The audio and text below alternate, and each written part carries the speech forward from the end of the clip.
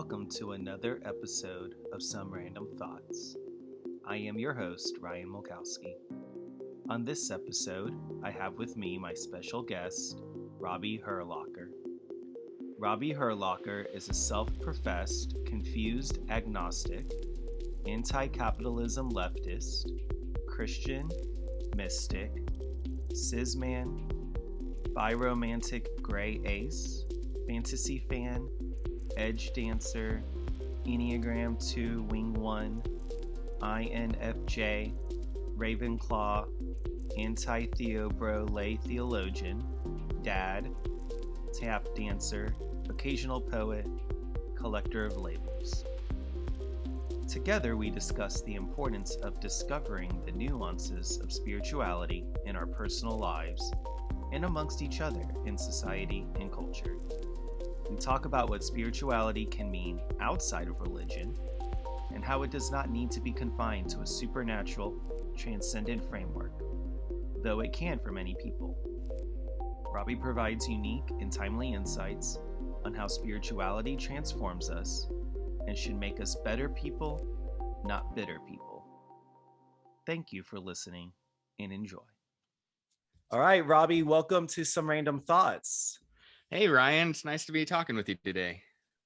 Absolutely. I am so excited about our conversation. But before we actually jump into our conversation, Robbie, why don't you share with the audience a little bit more about yourself? What do you like to talk about? Where can people find you? And we'll just go from there. Sure. Okay. Well, there's not a lot to share about me on the internet. I'm at Alpha Knight on Twitter. It's one place people can find me pretty easily. I like to talk about theology over there. I'm all about the deconstruction conversations that are happening. If you hear that jingling, it's my dog wandering around the room a little bit. He's super cute, but he doesn't know why I'm talking to myself right now. But yeah, like I love talking about theology and deconstruction. I consider myself an agnostic, but I'm also still stubbornly connected to a number of progressive Christian communities.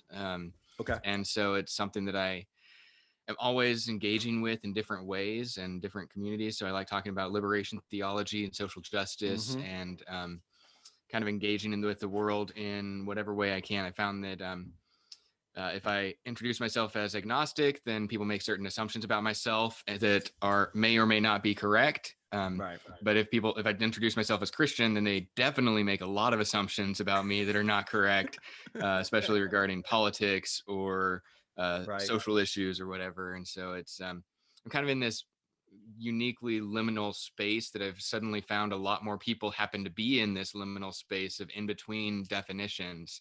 And so, yeah, I'm an elder in my progressive Christian group in my church. It's Simplicity Christian Church in Oklahoma City.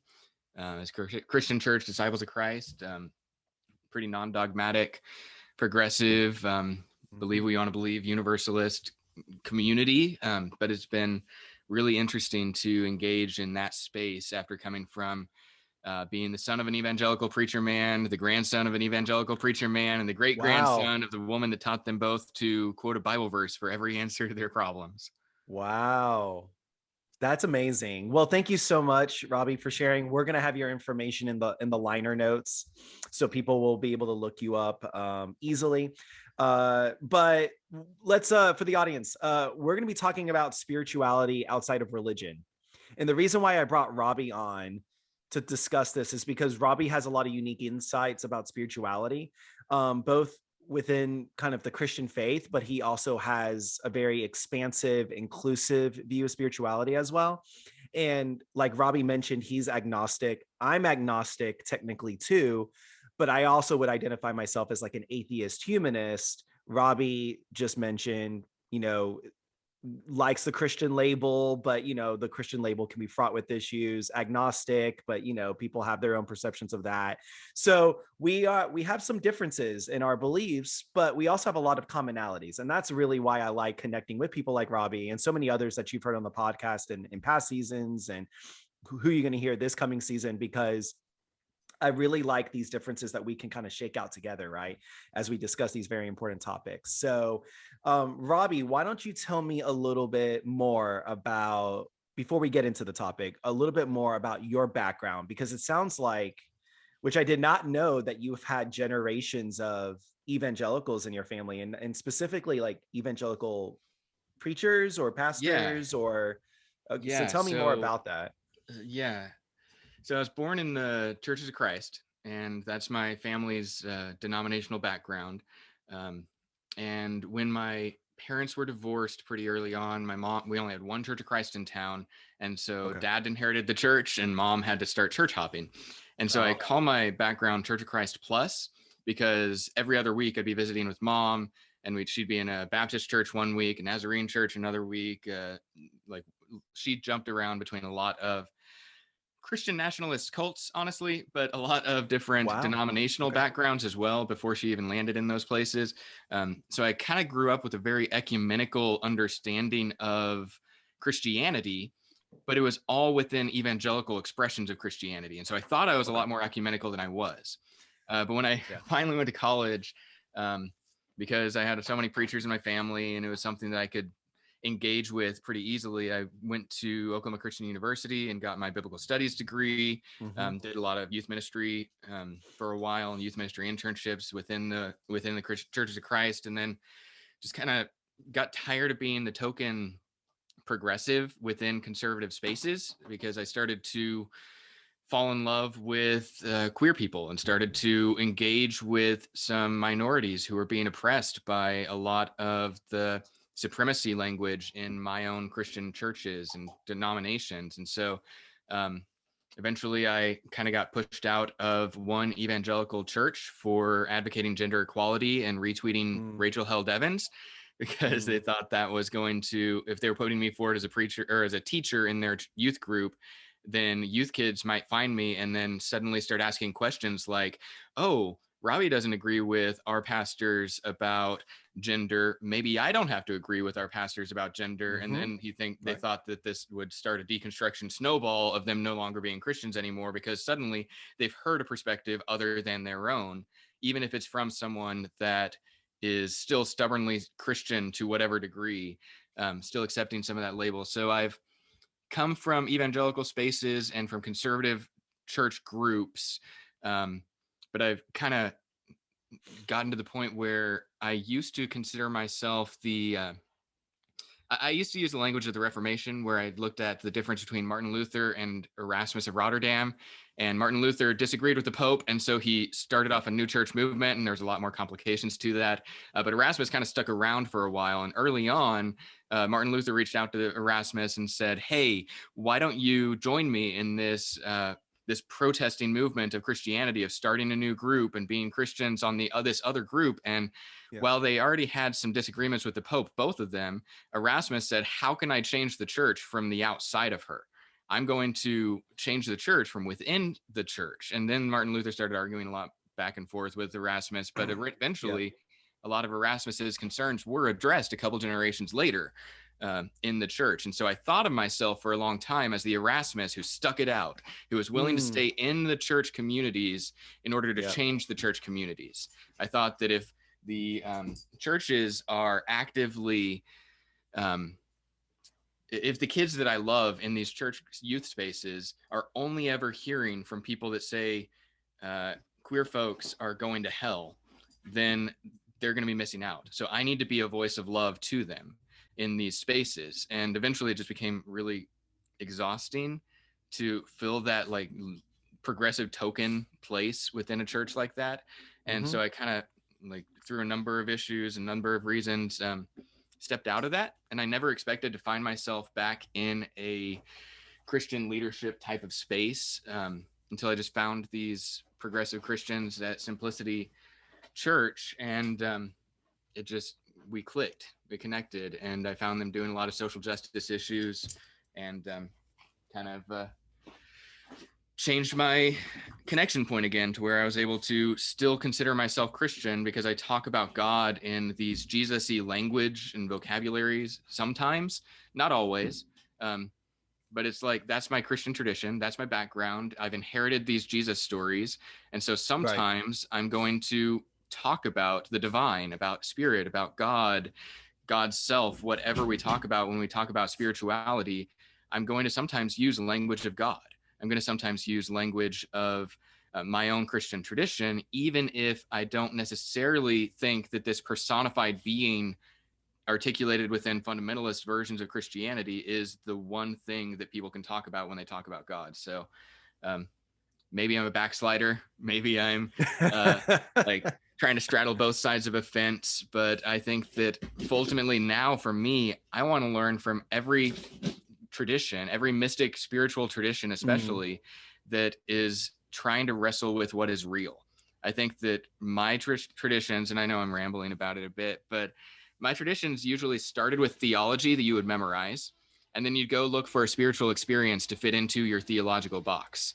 And if Right. your experience challenged your theology, then your theology was what was held on to, and your experience was questioned, and your own ability to feel or think or reason was the thing that we challenged and questioned. Will we hold on to the theology? And I think that that puts the cart before the horse, because we should be trying to have spiritual experiences in the world. We should be trying to engage with everything that is real and everything that is transcendent and immanent both.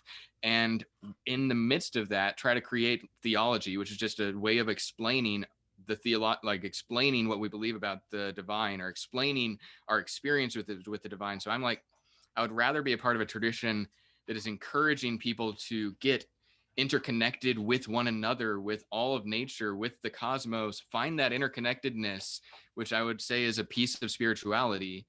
And if we're able to find that, then let's wrestle out the language we have about it. There may be a Christian theology we express to articulate our spiritual experience, or there might be a Buddhist articulation, and that vocabulary might resonate best for people to explain their spiritual connectedness journey. I'm like, I want to learn from all of the students of spirituality that exist, because my family is now bigger in my own mind than just the Christian tradition that I grew up in. My family is anyone who is asking these spiritual questions and is on the journey together. Right. I care less about the destination and more about the journey we're progressing towards. And so I'm kind of in this journey of a more expansive family, to where anyone asking these questions to me is someone who has something that I can learn from. That's amazing. I think one thing that I'm more fascinated about that you mentioned is your current faith community. So that's Simplicity OKC. Yeah.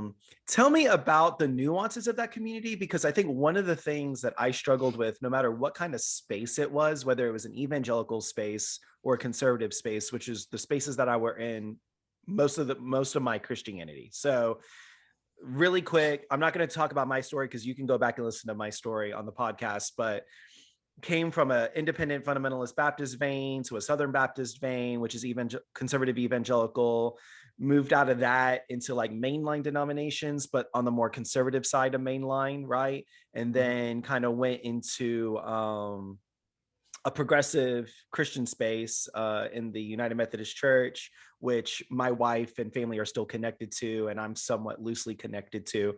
But I would say, tell me more about how community works in your faith community context when it comes to allowing for expansiveness or inclusiveness or diversity of thought or whatever. Because what I've noticed in my own experience is no matter if the space is progressive, moderate, or conservative, no matter where it lies on the theological spectrum, I've noticed there's still such rigidity in that spectrum, right? So even like in progressive spaces, you could still have a very dogmatic or very orthodox like viewpoint to where you can't deviate out of that, just as much as you see that in conservative evangelicalism or even moderate mainline. So tell me about that. Is it different at Simplicity? Is it similar? Yeah. Like how does that shake out? No, that's a great question. And my answer is that it's different, but it's got the same baggage that any human club or community has,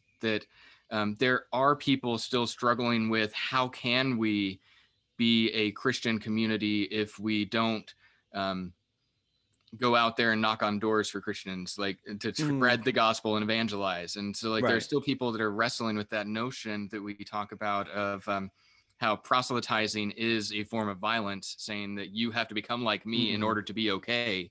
It's an arrogant type of thing. So like there's some of that just because people come and go and into these spaces sometimes, but the things we talk about are like, we have 4 core values within our church, and we talk about open minds and open hearts, both being really important to our expression of Christianity. Our first core value is that God is too big to be put into a box. And by that, we mean even the Christian box is too small to hold whatever it is or whoever it is we talk about when we talk about God. So we want to have an understanding that God is a word. It's a word that existed after God. Like whatever we mean by God had to have existed before the language was created to explain God. Okay. And so everyone, God is too big to be put into a box. And so that's one way that we talk about it, is trying to get diverse voices into our communities to teach us, trying to learn from diverse communities. I've been engaged with a number of Reformed Jews in my city as well lately to talk about Reformed Judaism and a lot of mystical expressions of Judaism within the Neo-Hasidic traditions. And it's been really, really encouraging to me to kind of see God talk from outside of my own traditions. And so God's too big to be put in a box. Relationships precede doctrine is a second core value, that like we may talk about doctrine sometimes, like things we believe, but we're not going to hold those in a way that challenge the relationships. Relationships with people are more important than being right about a certain list of abstract beliefs about what happens after we die that none of us really know about. But we do know that the other person exists and has needs and desires and should be loved. And if we want to put the relationship before those abstract concepts that don't necessarily have a real practical application in our world today, we're always going to try to do that. We're going to try to put people first.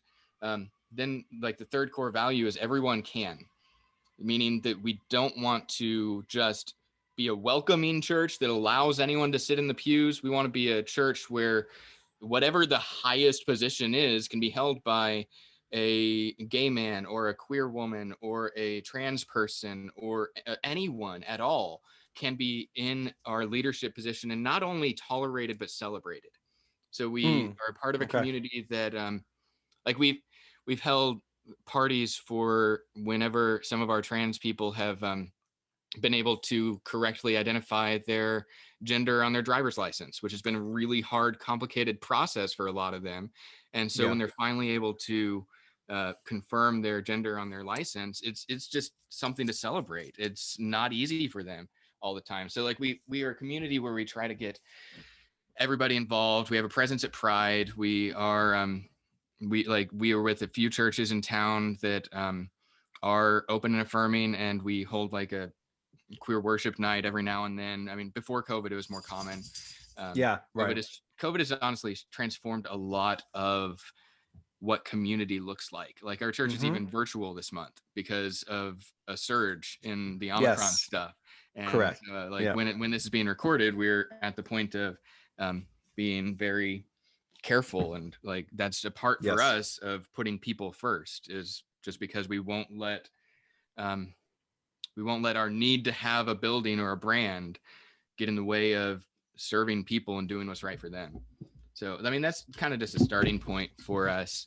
Of putting people first. We do talk about Jesus being central in a lot of our stories, because we think that Jesus is the best like representation of God that we might have, but not even like when I even hesitate personally to say best, because there's a lot that we don't know about Jesus historically, whatever. Correct.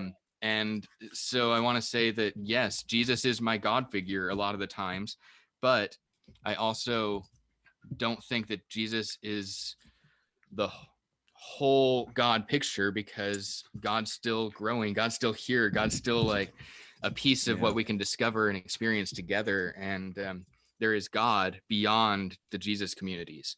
And so I'm like, Jesus is the language and the tradition we've inherited, but Jesus isn't the only thing that incorporates God. Yeah, no, that's I just really like, hearing you explain more about that, because that's been one of the struggles with community, I think, that I've had in general, especially when it came to like Christian context, is that I was starting to notice that no matter where people lied in their beliefs, that a church has to have like these certain rigid kind of presuppositional foundational tenets, because I feel like you're right. I feel like every community has to have that, right? They have to have an identity, you have to have a mission, you have to have a vision, you have to have all those things to be kind of a functioning community, right? And so, but sometimes we find ourselves that we limit ourselves because we have to have those things. Mm. So I think trying to figure out how to be more expansive and inclusive outside of the tenets that we establish, I think is important. But I have yet to find like a community, I feel like, that was truly going to be more inclusive or expansive outside of their own boundaries that they created or established for Yeah. themselves. And I don't know if it's because I live in the deep South, like I live in Georgia. So, I mean, I just feel like communities aren't really built that way, or there's very few that are. I've yet to find one. If there is one, if you're Mhm. listening and you're in the Atlanta area and you feel like you fit a lot of what simplicity fits like, or, something similar, like reach out to me, let me know. But I've yet to find that. Mm. But we're going to talk a little bit in Yeah. the about that article, because the article talks about a community that started off in the UK and has kind of branched off into other countries, including the United States, called Sunday Assembly. And Sunday Assembly was like secular humanist response to the need for community, because they realized that um, one of the major things that religion has that makes religion so strong in its kind of pervasiveness throughout human history is the need to assemble, right? Because Mm. humans are social creatures. We're wired and created for community. We're not wired to be loners. I mean, we're just not created, or evolutionarily, we're not created that way. So that's why I think religion has such a foothold. I've been asked all the time, okay, so and I've talked to atheists all the time about, there are some atheists out there that are just like the type of atheist that's like, I just wish all religion would just be completely like banished off the face of the earth. I wish religion didn't exist at all. I just want a completely secular society, free from religion, free from the supernatural ideas and all that, right? And then you Yeah. have other atheists that are kind of like on this other spectrum where it's like, no, we need to have like multiculturalism, we need to learn how to live amongst one another and be human amongst one another, but still make room for religious beliefs or irreligious beliefs, or to try to create a society that allows for the human flourishing of all of those people, right, together in a context, and then everywhere in between, right? And Yeah.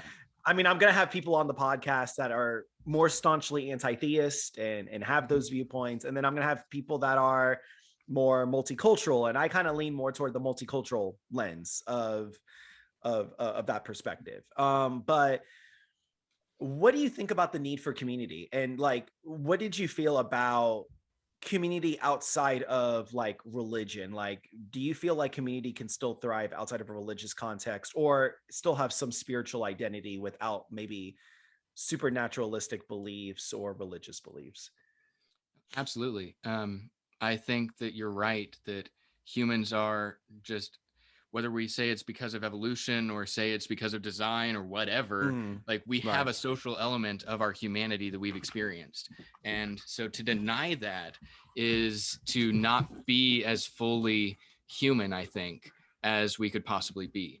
Um, I like, first things I want to say to respond to what you said is that Yeah. um, there, like every expression that people have on the theist to non-theist, spiritualized to non-spiritualized to Mm-hmm. naturalist perspective, every one of those experiences is valid.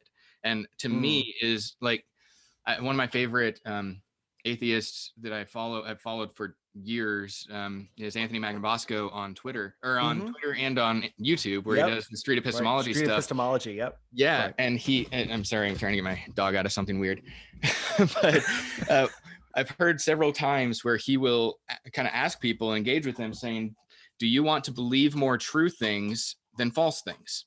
Mm. And that resonates with me because, yeah, sure, I want to believe more things that are true than are false.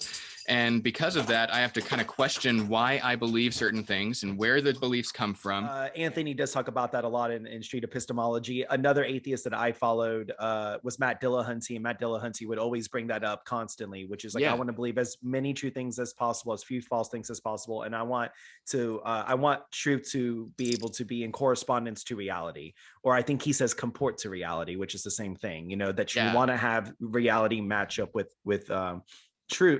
trueness, basically. Like, and so exactly. And so to me, I feel like there is an interconnected oneness of all things in some ways. Like, that's the mystical aspect of how I come across in a lot of places. I feel like I have found a interconnectedness with other people that I don't want to deny. And so for me, that is a piece of my experience of reality, is that community exists and that there's a interconnectedness of especially people, because we're thinking things, and whether these thoughts are just an emergent quality of brain cells getting put together, or whether these thoughts are something more mystical and godlike or divine, I don't know. But ultimately, there is a connectedness that I want to acknowledge. And so there are things that my natural vocabulary can't necessarily always encapsulate. And I don't want to create a God of the gaps where I just squeeze God in and say, oh, I don't understand that, so therefore there's God. Or I don't understand that, so therefore God. Because I want to be able to have an understanding of the cosmos that is bigger than myself and is not restricted by my vocabulary. But at the same time, there are things that I think are real about my experiences of love and like connectedness that I necessarily can't always put into hormonal or chemical things in a satisfactory way for me. I may be able to point to the hormones that cause love, but that doesn't, to me, embrace the wonder that I want to engage with the world in, and the curiosity that I want to have when I engage with the world. So for me, I think that religion it's at its healthiest when it allows us to have a common vocabulary for wonder.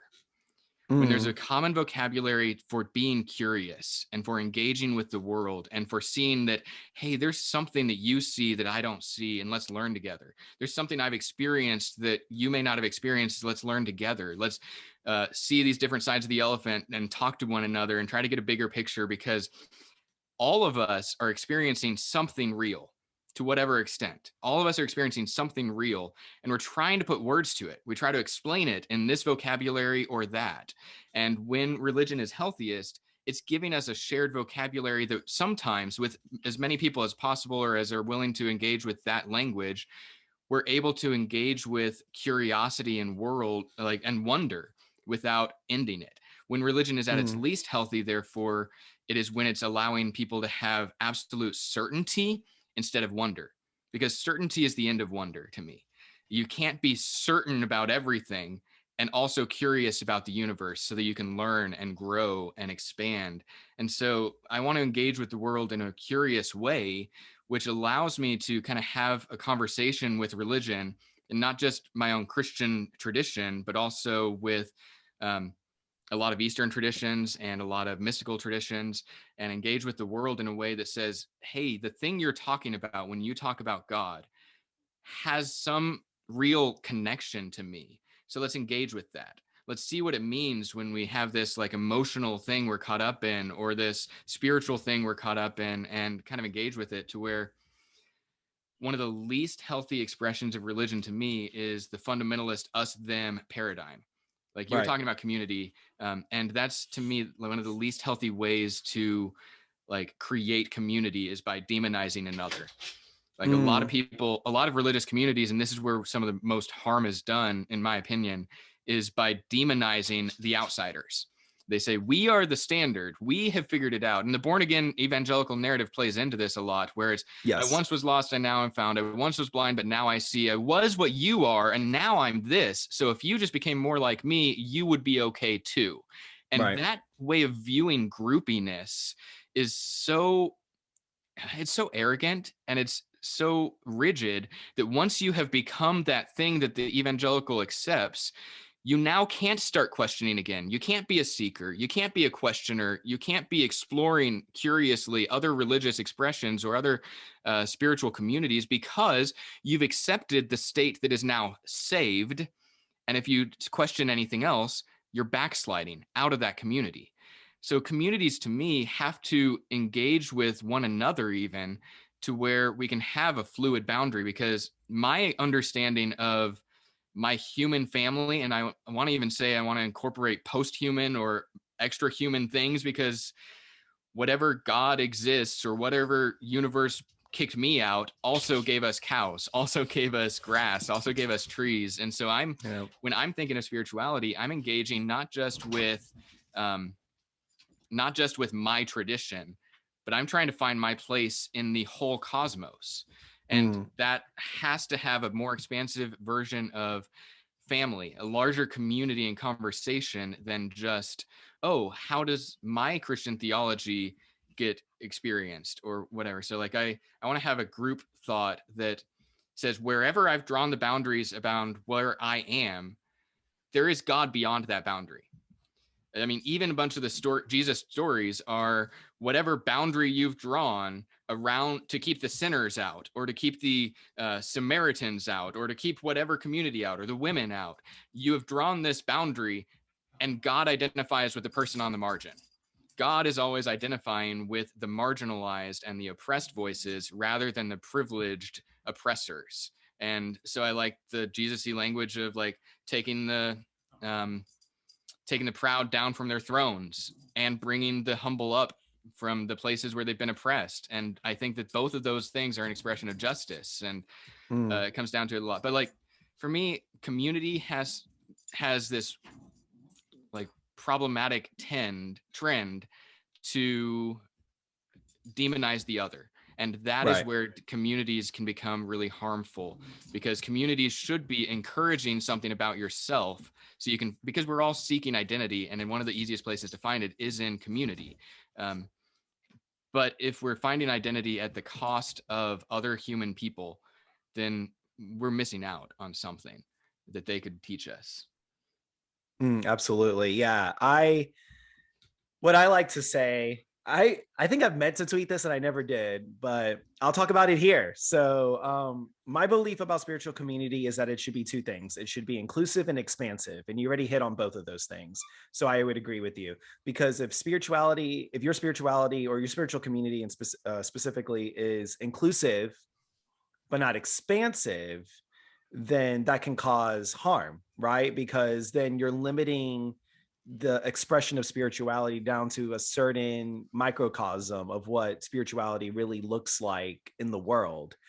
But if your spiritual community, let's say, is expansive, but it's not inclusive, then you are excluding certain people from being brought into a spiritual community, which is also harmful. So that's why you kind of have to have both of those tenets propped up if you want to have a healthy spiritual community, or just a healthy community in general. It needs to be inclusive and expansive. And I think that's and I want to talk about the article real quick. So the article we're referencing, it's from ABC, and not the American ABC, the Australian one. There's an article by Gary Bryson called "Can Atheists Find Spirituality Without God?" And it was in 2015. But he actually is a reporter who headed to Sunday Assembly, and Sunday Assembly, like I said, is a kind of a secular humanist version of church, right? So it's like they wanted to kind of have a similar community structure to religious church community without having like the religious tenets, right?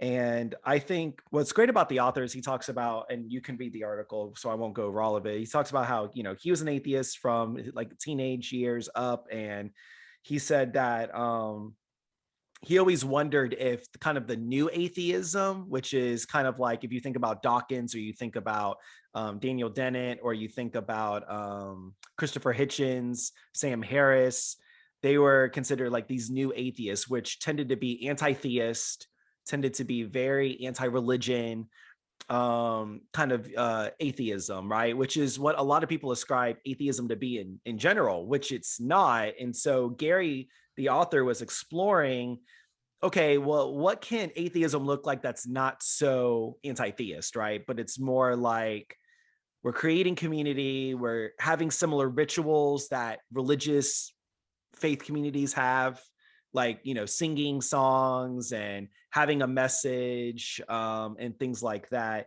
And one of the things that the article talks about, which I really liked, is who said it? Oh, so Gary talked to someone named Sean Illing or Eiling, and Sean said something which I really liked. He said, "Science is interested in simply what is true. It doesn't really have an answer for meaning, the big questions. Why am I here? What is my purpose? What does it all mean? It's to new atheism's discredit if they don't take seriously people's efforts to find answers to these questions, even if they are false, even if they are pure fictions." And that really hit me huge. Like when I first read that article, you know, I was at a point where I was like just really angry. I was in my like angry phase of my deconstruction where I was just like, religion sucks. I hate religion. I hate Christianity. I want nothing to do with it. I wish it would like, so I was kind of in that like anti-theist, like new atheist kind of perspective. But when I read that, it really hit me because it is true. Science explains so many things that are that comports to reality. And it's important that we have good scientific foundational knowledge. But at the same time, it doesn't answer all those questions, right? Science can't be the end all be all.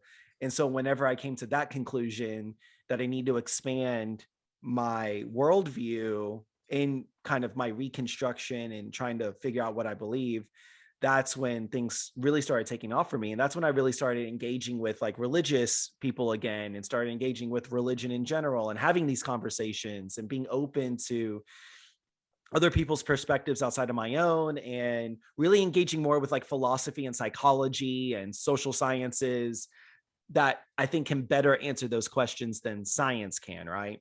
And so one other quote really quick, which is they said, Sunday assembly is a community support mechanism, an opportunity for atheists to meet like-minded people. And that really, I think that's what really it comes down to is I think we need to be honest with ourselves when it comes to no matter what you believe or don't believe, we need supportive systems in our lives, right? We're not meant to do life alone, so we need to come up with these systems. And atheists have to have those systems too, not just religious people.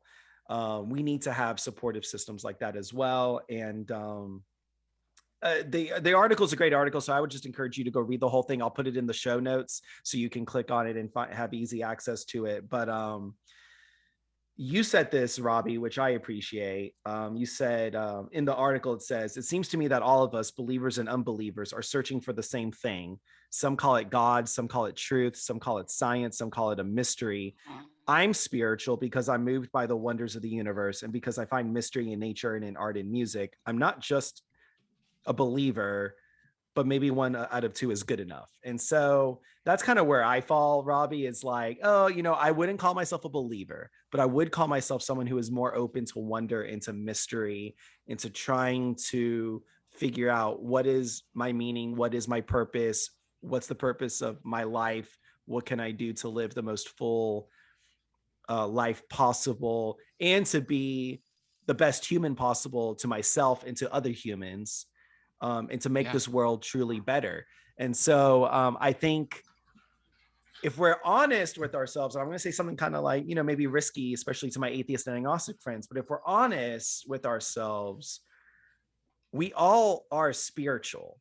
Like spirituality, I believe, doesn't have to be just a religious experience or be bound in the religious context. I think spirituality just means outside of nature, outside of naturalism, outside of the observable world, what are those things that drive you and motivate you or center you? So, for example, I really like Sam Harris and his work with Waking Up, the Waking Up app, the meditation app. Sam Harris is huge because I think he's a neuroscientist. And so he's huge about kind of the positive effects of meditation and how meditation can be a very important practice.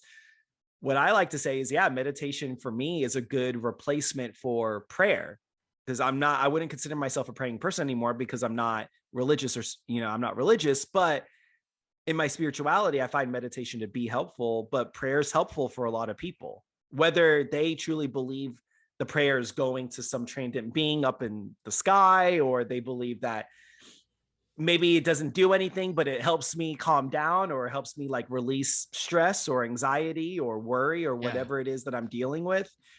Um, so I want to talk to like atheists more about that. Like, you know, there are practices that you can adopt that are spiritual in nature, but they don't have to be religious. So let's not try to like just peg religious people down that they're naive or they're foolish or silly or closed-minded or sophomoric because they like to pray and they like to sing worship songs and they like to listen to sermons and they like community. I think if we were honest with ourselves, at least an atheist like me, I like all those things too. And I crave all those things as well. Yeah. No, that's so important. And I think that's a piece of being human. Is craving those things, craving that connection. There's one, as you were talking about prayer specifically, there's a Jewish rabbi who's one of my favorite living theologians today, named Rabbi Arthur Green. And he talks about prayer. He's a neo-Hasidic Jewish rabbi, scholar, and he's a Jewish mystic. And he talks about prayer as the upward metaphor for an inward reality. We like, if we take the concept from Martin Buber that I am like, not all things are selves, but I am a self, and so at my healthiest I engage with other things and people as whole selves themselves. So I want to have I thou relationships or I you relationships with the world rather than I it relationships, as if I am the thing that exists and you are the thing that's expendable. So I try to have a more I-you relationship with the world around me, whether I'm talking about people or things as we would understand them. You talked about expansive and inclusive. And I would talk in religious terms, perhaps, to understand some of those things as transcendent and immanent. And I think your language might be better, generally speaking, than that. But when we talk about the transcendence of this God thing, the divine, we're talking about something bigger than ourselves. And when we talk about the immanent, we're talking about this thing that is present within our realities, within our experiences that we see, we experience, we feel. We can actually see and test maybe that this is something here and now. So within this idea of prayer being an upward metaphor for an inward reality, what Rabbi Green has talked about is that the inner journey is one where humans actually experience transcendence. You don't discover this thing inside of yourself that's totally divorced from the world around you. You just, as you do these spiritual practices of going into your real self, uncovering more about yourself, meditating, going into nature and just retreating and being silent for a while. Lots of religious traditions and non-religious traditions talk about this need to connect with yourself. And what Green says is that when you fully connect with yourself, you're not discovering something that's just like immanent here and now. You're discovering something that's a transcendent connectedness, interconnectedness between all people and all things. All of us are on this journey trying to articulate our experiences better. And when you travel inside of yourself, you're going to find something bigger than yourself, paradoxically. And that's one of the things that I think religion is trying to articulate, is that even the people who are best trying to engage with the world as it is often find things that they want to connect with that may or may not make rational sense, but then they can't explain it necessarily. And so you don't have to be anti-rational, but just have room for reason and have room for these things that we discover about ourselves, that we need people, we need love, we need connections, we need those types of things. I'm also reminded of one other story that I learned from Sarah Hurwitz's book, Here All Along. I don't know what tradition originated this parable, perhaps, but she said there were two waves who were coming towards the shore. These ocean waves that are coming towards the shore. And one wave looks at the shore and realizes that all of his fellow waves are crashing against the shore and ending. And it begins this nihilistic spiral for the wave that is saying, to the other wave, do you see what's happening? Do you see what's happening up there to our fellow waves? What is going on? Why aren't you worried about this? And the second wave says to the first, what if I could tell you 6 words that will transform your entire understanding of this? And the 6 words are this: you're not a wave, you're water. And in that metaphor, the thing sees that, yes, there's something I'm talking about when I'm talking about myself, but there's also something way bigger than myself that I get to be a part of. And I'm not in, like, I don't incorporate, like, I don't encapsulate everything that is. I don't have an understanding that encapsulates everything that is. But as a human community across the board, we're all kind of on a similar journey, traveling towards the same shore. All of us will die one day. That's the destination. But the thing that matters is how we travel along on this journey. Like, what are we? That's what we get to emphasize. Like, I believe in life before death. I mean, I don't know about life after death. I know that there's life before death. So I'm going to live this life. I'm going to engage with people in the best possible ways I can. I'm going to ask questions about what happens next, but I'm not going to have certainty about it. But I'm certain that there is a now. And I want to engage with people in a way that it says, hey, we're all a part of the same journey. It's not all about me. It's not all about my tradition, not all about my own experience. And so I've had a lot of conversations with my agnostic and atheist friends, especially, that like all of us are longing for community and connectedness. And to me, spirituality is just that pursuit of interconnectedness, whether you're talking about a divine thing or other people or whatever it is, or connecting to nature. Like, there's something spiritual about just standing on a mountaintop and listening to a waterfall in the background. And it's like, there's a spiritual experience, even though it is a natural experience, because humans are not just rational thinking machines. We're also emotional feeling machines. That's right. And so whatever we are talking about as human, we have to incorporate logic, minds, and hearts. So it's like, I was talking about simplicity. We talk about open minds and open hearts all the time as like a key principle and motto of our church. But like, I really mean that we need to have open minds and open hearts in order to engage with the world in the most human way. I'm super nerdy, and so I articulate my theology through the lens of Star Trek sometimes. And one of the heroes of the original Star Trek series was Spock. And he's this emotionless creature who he has emotions, but he's conquered his emotions. And when he's able to save the day, it's because he's the most logical person who is able to like make the right rational decision and keep his emotions out of it all. But in the next generation, you see that the Spock analog is Data, who's a literal android. He's a robot. He can't feel emotions. He is pure logic. And the storyline and arc with Data is that he's missing out because he doesn't have the experience of emotions. He can't feel a full humanoid, because he's missing the emotional aspect of it.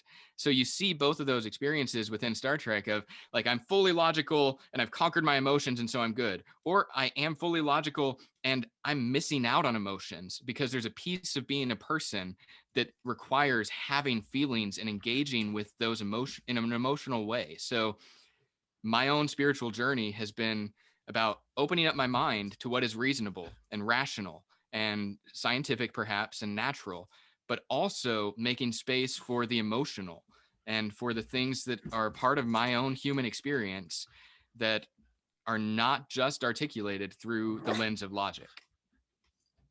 Wow, that's beautiful and powerful. So we're going to leave it there, but I have as my special guest, Robbie Hurlocker. Robbie, thank you so much for being on the podcast.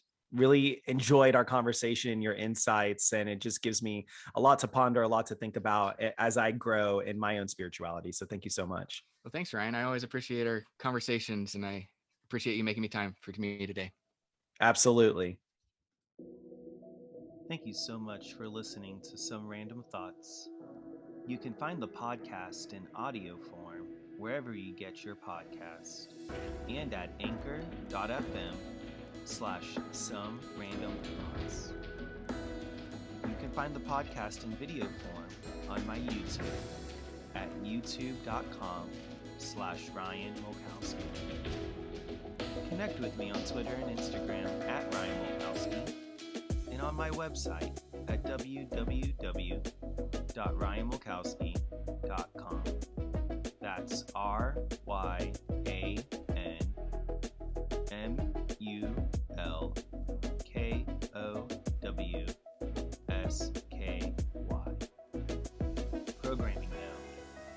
is a completely self-produced project, and the guests on this program have volunteered their time. So until next time, you have one life.